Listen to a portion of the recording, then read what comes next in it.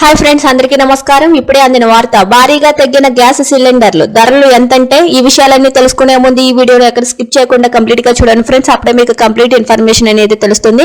అలాగే ఇప్పటి వరకు మన ఛానల్ ఎవరైతే సబ్స్క్రైబ్ చేసుకోలేదో దయచేసి సబ్స్క్రైబ్ చేసుకోండి.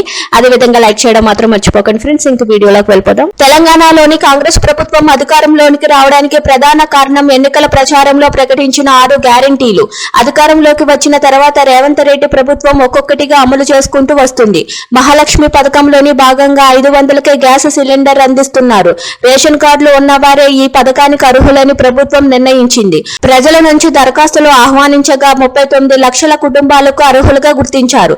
సరైన వివరాలను నమోదు చేయని వారికి అనర్హులుగా నిర్ణయించారు. ప్రజలు గ్యాస్ సిలిండర్లకు సంబంధించిన యూనిక్ ఐడి ఇవ్వలేకపోవడం వల్ల రాయితీని పొందలేకపోతున్నారు. అయితే సరైన వివరాలను ఇవ్వని వారు ప్రజాపాలన కేంద్రాల్లోనే తిరిగి వివరాలు అందిస్తే వారిని అర్హులుగా నిర్ణయించనుంది. ఇలాంటి వారు 4.60 లక్షల మంది ఉండగా వారంతా వివరాలను తిరిగి సమర్పించారు. ప్రస్తుతం వీరికి కూడా 500కే సిలిండర్లు అందుతుంది. రాష్ట్ర వ్యాప్తంగా 44.10 లక్షల కుటుంబాలకు రాయితీ సిలిండర్లు అందుతున్నాయి.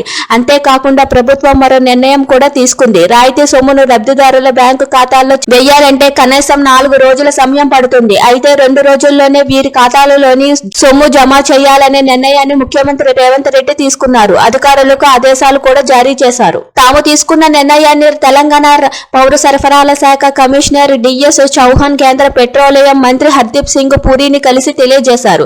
తమ రాష్ట్రం చెల్లించే రాయితీ సొమ్మును వినియోగదారుల ఖాతాలో 2 రోజుల్లోపే జమ చేయాలని కోరారు. తెలంగాణలోని కాంగ్రెస్ పార్టీ అధికారాన్ని చేపట్టడంలోని 6 గ్యారంటీలు కీలక పాత్ర పోషించాయి.